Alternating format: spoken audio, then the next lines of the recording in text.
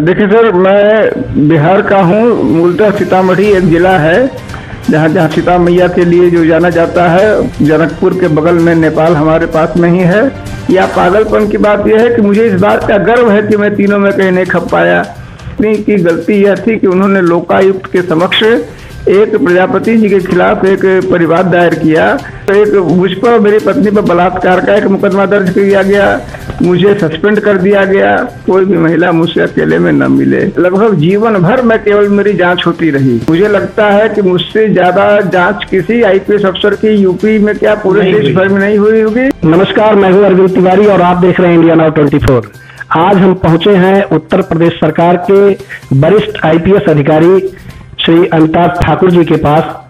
आइए हम उनसे जानते हैं उनकी विवाद की और विवाद टिप्पणी के लिए मशहूर अमिताभ ठाकुर जी रहे हैं। अपने पूरे सेवा काल में अपनी विवाद टिप्पणी और निष्पक्ष कार्यप्रणाली के लिए मशहूर रहे हैं, जाने जाते रहे हैं। आइए हम आपको मिलवाते हैं और इनकी पूरी कहानी जानते हैं आईपीएस अमिताभ ठाकुर की जुबानी। सर, आप अपना पूरा परिचय, पारिवारिक पृष्ठभूमि और आईपीएस में आने तक की पूरी कहानी आप अपने हमारे दर्शकों को बताएंगे। देखिए सर, मैं बिहार का हूँ। मूलतः सीतामढ़ी एक जिला है जहाँ जहाँ सीता मैया के लिए जो जाना जाता है। जनकपुर के बगल में नेपाल हमारे पास में ही है। मेरे फादर स्टील अथॉरिटी में थे, सेल में। वो इंजीनियर थे, तो वो बोकारो चले आए थे। पहले बोकारो बिहार में था। मेरे ख्याल से मैं सेवा में आ गया हूँ। उसके बाद 2000 के आसपास जब झारखंड बना तो हम झारखंड में हमारे फादर अब वहाँ रहते हैं। मेरे पिता इंजीनियर थे, मेरी माँ शिक्षिका थी। हम लोग 2 भाई हैं। मेरा छोटा भाई आईएएस अफसर है झारखंड में। अब वो प्रधान सचिव वहाँ कहलाते हैं, जैसे हम यूपी में प्रमुख सचिव बोलते हैं, वो प्रधान सचिव है। हम 2 भाई हैं। मेरी पत्नी का नूतन नाम है, मेरे भाई की पत्नी उनका प्रीति नाम है। और ये भी एक आश्चर्य है कि वो दोनों भी सगी बहनें हैं, यानी नूतन और प्रीति सगी बहनें हैं। मेरे 2 बच्चे हैं, एक लड़का है एक लड़की है। और मेरे भाई के भी 2 बच्चे हैं। मेरे बच्चे लॉ करके अपना इस समय पीएचडी कर रहे हैं। और मेरे भाई के दोनों बच्चे यूएस से इंजीनियरिंग कर रहे हैं। जैसा कि सभी लोग जानते हैं कि आपकी पत्नी एक प्रमुख समाज सेविका के रूप में मशहूर हैं और शायद किसी एनजीओ से भी जुड़ी हुई हैं। इसके बारे में आपका क्या कहना है? देखिए, मेरी पत्नी नूतन जो है वह एक एक्टिविस्ट हैं। एक लंबे समय से वो काम कर रही हैं। और मुझे इस बात की बेहद खुशी होती है कि जब मैं सेवा में था, अब तो मुझे लोगों ने जबरिया रिटायर कर दिया, भगा दिया, एक तरह से मेरे को लात मार के निकाल दिया। लेकिन जब मैं सेवा में था तब भी वो लगातार सामाजिक काम करती थी। ट्रांसपेरेंसी के क्षेत्र में, अकाउंटेबिलिटी के क्षेत्र में जहाँ गड़बड़ी लगती थी या लगती है, वो उन्होंने उसको पॉइंट आउट करने की कोशिश की। कुछ सफलताएं उनके हाथ आई, तमाम असफलताएं आई, बहुत कुछ झेलना पड़ा। लेकिन यह जरूर है कि बड़ी ईमानदारी से, शिद्दत से वो अपना काम करती हैं। इसी बीच वो अधिवक्ता भी हैं, हाईकोर्ट में वकालत भी करती हैं।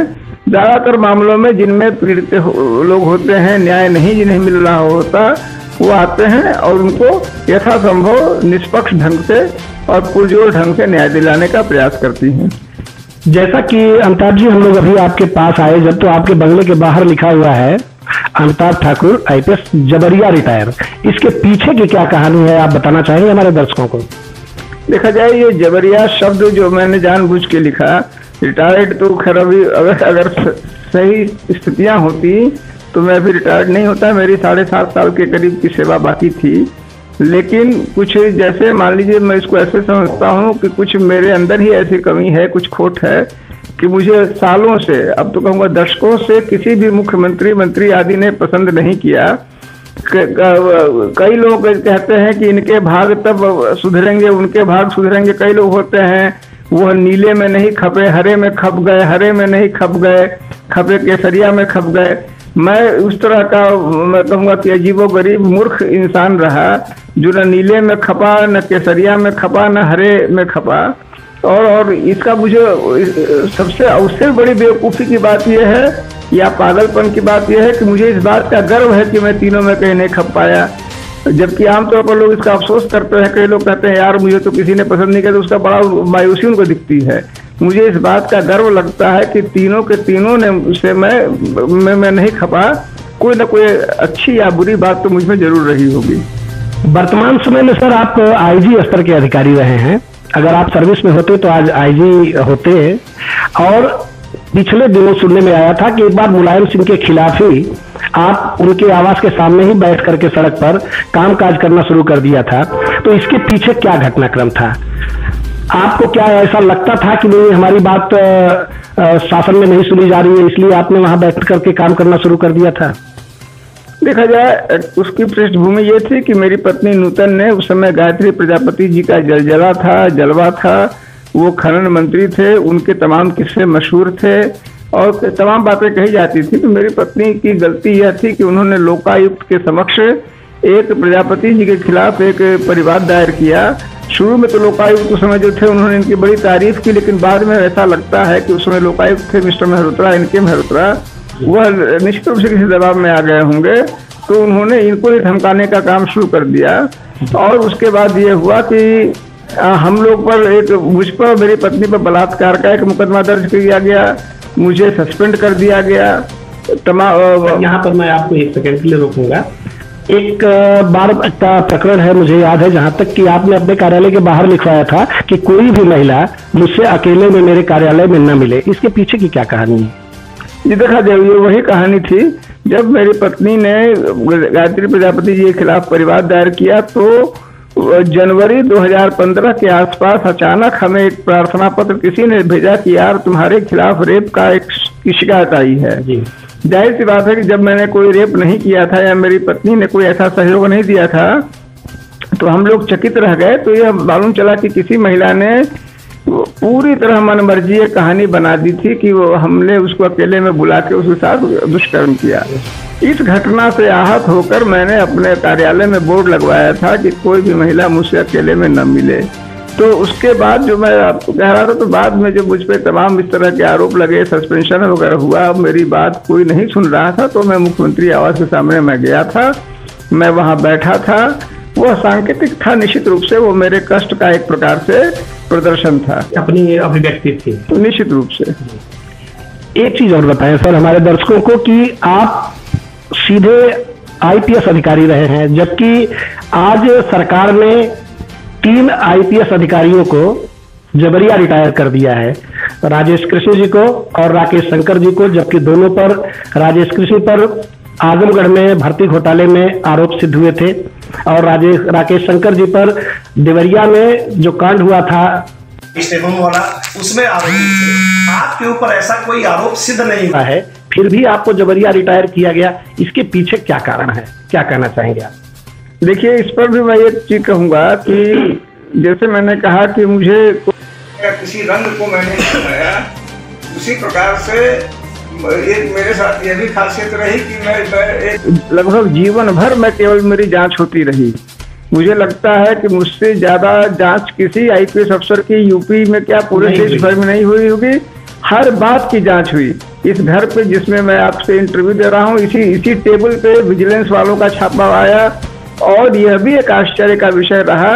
मुझे लगता है ये बड़ा रेयर होता होगा कि विजिलेंस वाले भाग रहे थे, हम उनको कह रहे थे कि तुम हमारी पूरी सर्च करो, और जो है वह कह रहे थे कि नहीं हमारी सर्च हो गई। हमने कहा बिना पूरी सर्च किए नहीं जाने दूंगा। और एक समय आया कि वह आगे आगे भाग रहे थे, मैं उनके पीछे पीछे दौड़ रहा था कि साले चोर हैं। और तमाम उस समय टीवी चैनल वाले थे, यह भी अपने आप को वो भी कह रहे थे कि भैया ये तो अजब हो गया कि ज्यादातर तो जो अभियुक्त हो, मैं अभियुक्त था, अभियुक्त भागता है, यहाँ तो छापा मारने वाला ही भाग रहा है। तो तमाम मेरी जांचें हुई, और लेकिन किसी जांच में मैं अभी तक, मेरी जानकारी में मैं दोषी नहीं हुआ। फिर भी सरकार को ऐसा लगा कि मैं उस योग्य नहीं हूँ लोकहित के, तो ये तो सरकार जाने, उनका काम जाने। मेरे स्तर से इस पर टिप्पणी करना मेरे ख्याल से उचित नहीं। जैसा कि आप पिछले सालों में कई जनपदों में, 7-8 जनपदों में पुलिस अधीक्षक के रूप में भी तैनात रहे हैं, आपकी कार्यप्रणाली बड़ी निष्पक्ष और बेबाक होती थी, आपकी टिप्पणियां भी बेबाक होती थी। क्या इसी का खामियाजा ब्यूरोक्रेसी के द्वारा आपको भुगतने का दंड मिला है? क्या इस पर आप सहमत हैं इससे? मैं इससे पूरी तरह सहमत हूँ। मैं एक छोटा सा दृष्टांत, जब मैं बिल्कुल नया अफसर था, मैं एसपी सिटी था उससे मुरादाबाद में, मुझे कई सारे जैसे कहते हैं कि मुझे इस व्यवस्था के बहुत सारे दृष्टिकोण पक्ष और विपक्ष नहीं मालूम थे। तो हमारे यहाँ जैसे FIR दर्ज करने का आप जानते हैं पुलिस में एक अधिकार होता है। एक कोई मामला हुआ था, उस समय एक SSP थे OP त्रिपाठी हमारे। मुझे ऐसा लगता है कि वो दूसरी पार्टी की तरफ से वो चाहते थे कि FIR उस मामले में न हो। तो उन्होंने जो है, मैं SPCT था, उन्होंने कहा कि भैया इसमें FIR दर्ज नहीं होगा। हमने कहा सर जब पीड़ित कह रहा है FIR दर्ज होने की तो FIR दर्ज होना चाहिए। तो उनको बड़ा तैश आ गया कि वो मेरी बात पे, तो उन्होंने कहा कि क्या मेरे खिलाफ कोई तहरीर आएगी तो क्या आप उस पर FIR करा देंगे? तो हमारे मुंह से निकला सर कानून तो यही कहता है। इस बात से वो बहुत खफा हुए और जो है उन्होंने कहा कि इसको बात करने की भी तमीज नहीं है, मुझसे गलती भी हुई होगी, लेकिन ये इसमें कोई शक नहीं। मुझे इस बात से अब हर व्यक्ति को मैं अच्छा लगता हूँ इस बात के लिए कि मुझे लगता है कि जो मुझे सही लगता है मैं उसको कह देता हूँ, उसको उधार नहीं छोड़ता, मन में नहीं रखता। इस बात की मुझे खुशी है। उसका खामियाजा मैंने खूब भुगता। सालों से जिसको कहते हैं शंटिंग पोस्ट पे रहा, कोई जिसको मुझे लगता है कि तमाम IPS अफसरों को इन पोस्ट पर दिया तो वो निश्चित रूप से पागल हो जाएंगे, जल में मछली की तरह तड़पने लगेंगे। मैं बिना तड़पे आनंद से मैंने सालों साल तक नौकरी की, बहुत आनंद से नौकरी की। तो उसको जो बकाने का जो एक रोग है उसका दिल से खुशी हुई, बाहरी बहुत सारे कष्ट भी हुए। ऐसा देखने में आता है कि सभी सरकारें जीरो टॉलरेंस की बात करती हैं और जीरो टॉलरेंस को लेकर के वो हमेशा ही संवेदित रहती हैं। तो आपके पूरे सर्विस काल में कई सरकारें आई और गईं, क्या आपको ऐसा लगता था कि कोई भी सरकार इस पर पूर्णतया काम कर रही है या पूर्णतया खरी उतर रही है? देखिए, मैंने जो जीरो टॉलरेंस का मतलब जाना है उत्तर प्रदेश में, क्योंकि मैं UP में ही मुझे अवसर मिला, भारत सरकार में अवसर नहीं मिला। मैंने जीरो टॉलरेंस का मतलब जाना है कि विपक्ष के प्रति जीरो टॉलरेंस, सत्ता पक्ष का टॉलरेंस से कोई मतलब नहीं है।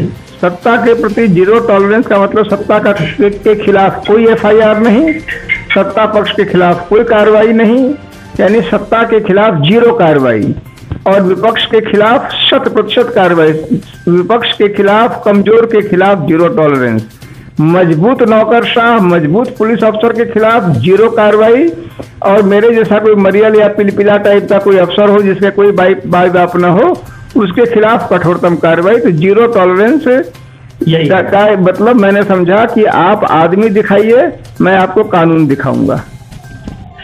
जैसा कि देखने में आया है कि पुलिस से या फिर किसी बाहुबली से या किसी राजनेता से प्रताड़ित होकर के आम जनता अपनी फरियाद लेकर के न्यायपालिका के पास जाती है, और आप तो खुद एक वरिष्ठ IPS अधिकारी रहे हैं। आपने कभी, जब भी आप प्रताड़ित हुए, तो क्या कभी आपने न्यायपालिका की शरण ली या आपको वहां से क्या कोई सुविधा मिली या आपको न्याय मिला? देखिए, न्यायपालिका एक प्रकार से मेरा दूसरा घर हो गया था, क्योंकि जब लंबे समय तक मैं ब्यूरोक्रेसी में लड़ता झगड़ता रहा अपने हक अख्तियार को लेके, न्याय को लेके, सत्य को लेके, तो प्रताड़ित होता रहा। तमाम बार न्यायपालिका गया। मैं खुल के कहना चाहूँगा कि न्यायपालिका की भी, जैसे मैंने कहा, अब सिस्टम की अगर बात करें, लोग कहते हैं हम सिस्टम से पीड़ित हैं, तो इस बात में दो राय नहीं हो सकती है कि न्यायपालिका भी उसी सिस्टम का एक हिस्सा है, और कहीं ना कहीं न्यायपालिका में तमाम ऐसे तथ्य हैं, पक्ष हैं, जिनको लेकर हम लोगों को खुले मन से चिंतन की जरूरत है, और उसको तत्काल अवमानना से या न्यायपालिका की निंदा करने से न जोड़ने की जरूरत है। जैसा कि जब तक आप, जैसे कहावत है, निंदक नियरे राखिए, तो आज मुझे ऐसा लगता है कि न्यायपालिका को भी खुले निष्पक्ष निंदकों की बेहद जरूरत है, क्योंकि ऐसा नहीं कि जो भी व्यक्ति न्यायपालिका जा रहा हो वह बड़ा खुश होकर आ रहा हो, उसके भी तमाम टीस हैं। जैसे कि कहते हैं कि हम अंतिम चीज के लिए, अंतिम काम के लिए अगर हम न्यायपालिका गए अंतिम उद्देश्य से, और वहीं अगर निराशा मिली तो निराशा घोर होती है और पूरे सिस्टम से विश्वास उठता है। ऐसा भी मैंने अनेकानेक लोगों में देखा। कई मामलों, अपने मामलों में भी मैंने देखा कि जस्टिस अगर मिला भी तो बहुत विलंब से मिला। तमाम मामलों में आज भी मेरे मामले लंबित हैं, तो वहाँ भी तत्परता की नितांत आवश्यकता है, ऐसा मेरा मानना है। जी, जैसा कि लोग बताते हैं और मुझे भी जानकारी है कि आप एक अच्छे लेखक और कवि भी हैं। मैंने पढ़ रहा था कहीं आपने अपनी माँ के नाम एक कविता लिखी थी, जिसमें माँ को आपने संबोधित किया था कि माँ आपका बेटा कभी आपके इस झुकने नहीं देगा। तो क्या इसके पीछे क्या कहानी है, और आप अब तक कितने समय तक सोशल मीडिया पर एक्टिव रहते हैं, ये हमारे दर्शकों को बताएंगे। देखा जाए, मैं जो आपने कविता की बात कही, मैं थोड़ा सा इसमें सुधार करूंगा। वह कविता मेरे भाई ने, मेरा जो छोटा भाई मैंने बताया अविनाश कुमार नाम है, जो झारखंड में IAS है, उसने लिखा था। उसने मेरे संबंध में लिखा था, उसने अपने भावुकता को प्रकट किया था। ये उसकी कविता थी और बड़ी मार्मिक थी। हमारे जो से हम लोग इतने लोग थे, वास्तव में हम लोग बड़े द्रवित भी हुए थे उससे। और जहाँ तक सोशल मीडिया का प्रश्न है, मुझे लगता है कि मैं 2007 के आसपास मैं सोशल मीडिया से जुड़ा, और मुझे धीरे धीरे यह महसूस हुआ कि बड़ा सशक्त मीडिया है। आप अपनी बात कह सकते हैं, लोगों की प्रतिक्रियाएं सुन सकते हैं, नए तथ्य जान सकते हैं, लोगों से इंटरेक्ट कर सकते हैं। यह भी अपने आप में, जैसे कई लोग आजकल एक दूसरे को जब छेड़ना हो, चढ़ाना हो, तो व्हाट्सएप यूनिवर्सिटी का कहते हैं, व्हाट्सएप यूनिवर्सिटी, फेसबुक यूनिवर्सिटी। तो मुझे लगा कि अगर इसका अच्छा उपयोग किया जाए तो यह भी अपने आप में एक अच्छा खासा अध्ययन का, ज्ञान का, साहचर्य का एक अच्छा सोर्स है। यदि उसमें डूब न जाया जाए, उसका गलत उपयोग न किया जाए, जैसे कि अब मैं देखता हूँ कई लोग इसमें सीधे सीधे माँ बहन, माँ के तीनों चारों पांचों शब्द जो होते हैं, माँ वाली गाली के पांचों शब्द खुलेआम लिख देते हैं, बहन के पांचों अक्षर लिख देते हैं। तो वह जो कर रहे हैं और उससे भी भद्दी भद्दी बातें, वह तो गलत क्या है, मुझे लगता है वो तो स्पष्ट अपराध है। लेकिन जो इसका अच्छा उपयोग कर रहे हैं, मुझे लगता है कि ईश्वर की यह भी एक नेमत है, वैज्ञानिकों ने खोज के दिया, यह अत्यंत प्रशंसनीय है। जैसा कि पिछले दिनों विकास दुबे हत्याकांड ही कहा जा सकता है उसे, उसके जब ये पकड़े गए तो आपने एक टिप्पणी की थी, एक भविष्यवाणी को उसको कह सकते हैं आपने किया था कि हो सकता है कि विकास दुबे मारा जाए। इसके बारे में आपका क्या कहना है? देखिए, ये तो जाहिर सी बात है कि पुलिस के जो लंबे अनुभव में मुझे था और जिस प्रकार के मुझे तेवर दिख रहे थे, और तेवर इसलिए था कि ऐसा है, देखिए, खिसियानी बिल्ली खंभा नोचे वाली बात थी। पहले आप कुछ कर नहीं पाए, घटना घट गई, उसके बाद आपको बड़े बड़े आप अपने just to save your face, आप किसी को उसी तरह से कुछ भी कर दे रहे हैं। तो मेरा इस मामले में यह मानना है, इस मामले में अलग अलग लोगों का अलग अलग मंतव्य हो सकता है। मेरा मानना है कि हमें ऐसी व्यवस्था को प्रश्रय नहीं देना चाहिए जहाँ की ठाए ठाए की नीति, ठोक डालो की नीति को बहुत ज्यादा प्रश्रय मिले, क्योंकि वो जो बंदूक है वो तो ठोकने लगेगी तो किसको कब ठोक देगी, तो बाद में जो ठोक डालो चला रहा है, एक गोली उसी को न कोई ठोक दे, क्योंकि व्यवस्थाएं बदलती रहती हैं। ऐसी स्थितियों को पर नियंत्रण होना चाहिए, विधि का शासन होना चाहिए, ऐसा मेरा मानना है। मैंने उसी बृहत नजरिए से यह टिप्पणी की थी। एक प्रश्न और उठता है कि जब कोई भी उच्चाधिकारी या ब्यूरोक्रेट जब रिटायर होता है तो उसे एक विदाई पार्टी दी जाती है। क्या आपको जब जबरिया रिटायर किया गया तो उत्तर प्रदेश सरकार या आपके विभाग द्वारा क्या फेयरवेल पार्टी दी गई, या आपकी विदाई की गई, स्वसम्मान विदाई की गई या नहीं की गई? इसके पीछे क्या कारण है? जैसा कि मैं देख रहा था तो एक आपने आवेदन भी किया है कि मुझे स्वसम्मान विदाई समारोह आयोजित करके मेरा सम्मान किया जाए, मुझे सेवानिवृत्त किया जाए, ऐसा कुछ है क्या? देखा जाए, मुझे जितने सम्मान से इन्होंने सेवा से विदा किया, मैंने पीछे से लात मारा और निकाल दिया, उतने ही सम्मान से इन्होंने मुझे बुला के, मैं अपना हक समझता हूँ। इन्होंने सालों साल तक 25-30 साल में लगभग सेवा में रहा। अच्छे को बुरे को, ये तो है ना कि सबके सब महात्मा ही रिटायर हो रहे थे। अच्छे को बुरे को, जिन पर तमाम मुकदमे हैं, उनको भी, जो निलंबित रहे बेचारे, उनको सबको उन्होंने विदा किया। तो मुझमें ही ऐसे कौन सी ऐसी कमजोरी थी? मैंने इस बात को रेज किया है DGP से, मैंने पत्र लिखा है। अगर उन्होंने मुझे अब ये बात, मामला जो है ये अब भोजन का नहीं है, मामला अधिकारों का हो गया है, मामला अपने इसका प्रतिष्ठा का हो गया है, वो मैं DGP साहब से विदाई तो लेके ही रहूंगा। जी, क्या आप अपने को जबरिया जब रिटायर किया गया इसके विरुद्ध आप कहीं आपने परिवाद दाखिल किया है उच्च न्यायालय में या उच्चतम न्यायालय में, ताकि आपको इसका लाभ मिले? मैंने इस संबंध में अभी अभिलेख मांगे हैं। मेरा इस मामले में यह मानना है कि कोर्ट जाने के पहले मुझे यह समझना चाहिए, और मेरा हक भी है कि दूसरे पक्ष ने निर्णय क्यों किया। उनके तथ्य जब मेरे सामने आ जाएंगे, उसके बाद मैं निर्णय करूंगा कि मैं जाऊं कि न जाऊं, और जाऊं तो किस तरह जाऊं। जैसा कि हम सभी लोग जानते हैं कि आप एक वरिष्ठ अधिकारी रहे हैं और आप अपनी बेबाक टिप्पणियों के लिए जाने जाते हैं। कोई भी सरकार हो, सरकार की गलत नीतियां आपके गले के नीचे नहीं उतरती थी। तो क्या इसका खामियाजा आपको आज रिटायरमेंट के रूप में भुगतना पड़ा या इसके पहले भी आईपीएस अधिकारी रहते हुए भी आपको भुगतना पड़ा था? मैंने आपसे जैसा कहा अपनी बातचीत में, मैंने अनुरोध किया, 15 साल से मैं इस चीज को अच्छी तरह से देख रहा हूँ, बुरी तरह देख रहा हूँ। सालों साल मैं शंटिंग पोस्ट पे रहा, तमाम बार प्रमोशन नहीं हुआ, एक बार सीधे एसपी से आईजी बन गया, आईजी से बाहर निकाल दिया गया। तो कोई ऐसे पोस्ट नहीं मिला जिसको लेके कोई भी आदमी उत्साहित हो गया, अरे मुझे कोई महत्वपूर्ण पोस्ट मिला है। अत्यंत ही महत्वहीन पद मुझे दिए गए। हमारे यूपी पुलिस में 2 सबसे नीचे के पद माने जाते हैं, रूल्स मैनुअल और सिविल डिफेंस। मेरे लिए पिछले 10 सालों से यही दोनों विभाग सुरक्षित थे। अभी मैं सिविल डिफेंस में था, यदि मैं जबरिया रिटायर नहीं होता तो 1.5 साल में मुझे फिर रूल्स मैनुअल में भेज दिया जाता। तो ये सब हमने लगातार झेला है। एक चीज और बताएं सर, हमारे दर्शक जानना चाहेंगे आपसे कि आगे आने वाले समय में आपकी क्या रणनीति होगी उत्तर प्रदेश सरकार के विरुद्ध और अपनी सेवा के समर्थन में?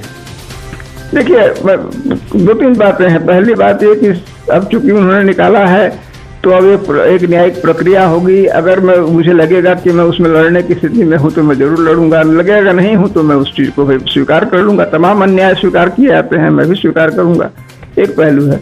दूसरा पहलू है कि मुझे लगता है कि मैं काम लायक अभी ऊर्जावान हूँ, काम लायक मैंने युवा तो कतई नहीं हूँ, बुढ़ा ही हूँ, लेकिन ऊर्जावान बुढ़ा हूँ। तो मैं उस अपनी ऊर्जा का सामाजिक उपयोग करूंगा। सामाजिक सेवा में जिन चीज़ों से मुझे प्यार है, ट्रांसपेरेंसी से, अकाउंटेबिलिटी से, उनके क्षेत्र में मैं काम करूंगा और मैं कोशिश करूंगा कि मैं अपना योगदान देश और समाज को दे सकूं। जैसा कि आप जानते भी हैं कि न्यायपालिका, विधायिका और कार्यपालिका, इन तीनों से जब कभी कोई व्यक्ति पीड़ित होता है तो वह न्यायपालिका की तरफ जाता है या फिर वह ईश्वर के पास अपनी फरियाद लगाता है। चौथा स्तंभ जो कहा जाता है मीडिया का, क्या कभी आप अपने आप को न्यायपालिका, कार्यपालिका, विधायिका के अलावा मीडिया से कभी आपको उलझन महसूस हुई या कभी आपने असहज अपने आप को महसूस किया? देखिए, आपने बहुत ही अच्छी बात कही है और इस बात से आप भी बहुत ज़्यादा, मैं समझता हूँ, आप जो भी आदमी मीडिया में है और ईमानदार है वो इस बात को महसूस कर रहा है। कष्ट का विषय है कि जैसा मैंने न्यायपालिका के बारे में कहा कि उनको एक देखने की जरूरत है, मीडिया में तो और ज़्यादा स्थिति खराब है। न्यायपालिका की तो एक व्यवस्था, मीडिया में तो अब कोई व्यवस्था नहीं बची है, चंद लोगों के हाथों में वो आ चुकी है और ऐसा लगता है कि उन चंद लोगों के स्वार्थ बहुत ही ज़्यादा गहन हो गए हैं। तो वह अपने आप में एक गंभीर स्थिति है। जाहिर सी बात है कि मेरे जैसा आदमी जो न्याय के लिए लड़ता है वह मीडिया से उम्मीद करता है, अपने लिए नहीं तो अपने कॉज के लिए, अपने विषय वस्तु के लिए। लेकिन मुझे लग रहा है कि देखते ही देखते स्थितियाँ बद से बदतर हो रही हैं और निश्चित रूप से ये लोकहित और देशहित में नहीं है। आपकी आवाज कई मीडिया वालों ने उठाया है जिस पर सरकार संचेतित भी है। तो क्या आपका विश्वास मीडिया पर है कि आपके मुद्दे को उछालने के बाद सरकार आपके बारे में सोचने पर विवश होगी? देखिए, मैं एक चीज कहूँ, मैं अपने मामले के लिए मुद्दे को उछालने पर मुझे विश्वास नहीं करता। अपने मामलों के लिए मैं तो न्यायिक और प्रशासनिक प्रक्रिया पर विश्वास करता हूँ। यदि मुझे मीडिया से थोड़ा भी सहयोग मिले और मिलना, जो मेरा अनुरोध है वह यह कि जो मुद्दे, जैसे कोई तमाम मुद्दे हैं जहाँ गड़बड़ियाँ हो रही हैं, उनको मैं कई बार मेरी पत्नी सामने लाते हैं। मैं इधर देखता हूँ कि कई बार बड़े बड़े अधिकारियों की बड़े बड़ी बेईमानियाँ, प्रमुख सचिव स्तर के अधिकारी हैं, मंत्री हैं, उनकी खुली बेईमानियाँ सामने आती हैं। लेकिन मैं देखता हूँ कई बार चर्चा होती है कि वो कह दिया जाता है कि वो खबरें न चलें। खबरों में भी, खबरों का एक बड़ा महत्व है देश समाज के लिए, जन चेतना के लिए। तो जो अब कुछ लोग उसको कंप्लाई कर रहे हैं, मुझे लगता है कि उस प्रवृत्ति पर रोक लगाए जाने की, उस प्रवृत्ति से उतरने की, वहाँ भी एक आत्मचिंतन की मीडिया को नितांत आवश्यकता है। अभी एक मैं पोस्ट देख रहा था अवनीश कुमार अवस्थी के एक कार्यक्रम में विकास दुबे के कारण से संबंधित एक महाभ्रष्ट कह सकते हैं आप उसे, वह व्यक्ति शामिल रहा है, वो मैं पोस्ट देख रहा था, उसके बारे में आपका क्या कहना है? देखिए, जय वाजपेयी जो गैंगस्टर एक्ट में निरुद्ध है, जिस पर फर्जी पासपोर्ट बनाने, फर्जी आर्म्स एक्ट लेने का आरोप है, वह अवनीश अवस्थी के ठीक बगल में काली ड्रेस में अवनीश अवस्थी, और ये भी बड़ा इंटरेस्टिंग है कि काले ड्रेस में अवनीश अवस्थी और सफेद ड्रेस में जय वाजपेयी, रोल काले धंधों का बादशाह। काले धंधों का बादशाह, और एक ऐसे व्यक्ति के सामने जिसको पूरे प्रदेश के सफेद धंधों के लिए लगाया गया है। दोनों बिल्कुल समझ लीजिए कि अतीव मित्रवत इनकी परिवार की किसी शादी में है। मैं चाहता हूं कि और को हो सकता है ये संयोग हो सकता है कि वो आ गया हो, जबरदस्ती घुस गया हो, सज्जन व्यक्ति हो उन्नीस अवस्थी, उन्होंने भाई मान लीजिए न निकाल पाए हों, कम से कम उन्हें एक स्टेटमेंट तो देना चाहिए कि इस पे सच्चाई क्या है। जैसे कहावत है कि जैसे seizures wife shall not, seizures wife की परिभाषा क्या है कि उसको न सिर्फ चरित्रवान होना चाहिए, उसे चरित्रवान दिखना भी चाहिए। तो प्रदेश के प्रमुख सचिव के संबंध में अगर ऐसे फोटो आ रहे हैं सार्वजनिक, या तो बतावे कि झूठी तस्वीर है, या बतावे कि जबरदस्ती खंडन कर दे या स्थिति स्पष्ट कर दे। मुझे लगता है कि यह एक ऐसा गंभीर प्रकरण है जिस पर अवनीश अवस्थी जी को, या वह नहीं कर रहे हैं तो सरकार को स्थितियों की जांच करके आम जनता को स्थितियों से अवगत कराना चाहिए। हम लोग अभी देख रहे थे और बात कर रहे हैं वरिष्ठ आईपीएस अमिताभ ठाकुर जी से। ये अपनी बेबाक टिप्पणियों के लिए जाने जाते हैं। इनके जीवन के कई अनछुए पहलू जो हम लोग टच नहीं कर पाए हैं, हम इन्हीं की जुबानी जानना चाहेंगे कि आपके जीवन का कोई ऐसा अनछुआ पहलू हो जिसे आप समाज को बताना चाहते हो, ऐसी कोई घटना हो जिसे आप बताना चाहते हो तो बताएं, ताकि लोग उससे सीख ले सके। देखिए, अभी अचानक आपने पूछा, मुझे ऐसा कुछ याद नहीं आ रहा है। यह जरूर है कि मतलब मैं इतना समझता हूँ कि और कुछ हो ना हो, मुझे लगता है कि मैं एक जिद्दी आदमी हूँ, और उस चीज़ को मैं अपनी उस जिद को पसंद करता हूँ। और कोई भी आदमी जो मेरी बात सुन रहा है उससे अनुरोध करूँगा कि वो अपने अंदर एक पॉजिटिव जिद जरूर पैदा करे कि हमें अगर किसी चीज़ से दिल लगावे और उसको सही ढंग से, जैसा महात्मा गांधी ने कहा था कि मीन्स भी जरूरी है, तो सही मीन्स से उसको पाने की हर कीमत कोशिश करे। तो मुझे ऐसा लगता है कि निश्चित रूप से वह जो हताश निराश भी अगर कोई बैठा है तो उसकी हताशा दूर होगी और वह अपने लक्ष्य में सफल होने होगा या सफल होने को उद्धत होगा। बहुत बहुत धन्यवाद अमिताभ ठाकुर जी। हम अपने दर्शकों को बताना चाहेंगे कि आज जो एक्सक्लूसिव रिपोर्ट आज आपके सामने है, यह एक वरिष्ठ आईपीएस अधिकारी का दर्द है, और जिनको शासन प्रशासन का हमेशा दंश झेलना पड़ा है, ऐसे वरिष्ठ अधिकारी को हम लोग अपने कामों से, अपने वचनों से उत्साहित करें और इनको इतना संबल ईश्वर दे कि ये अपने कामयाब मिशन को परिणति तक पहुंचाएं। धन्यवाद। बहुत बहुत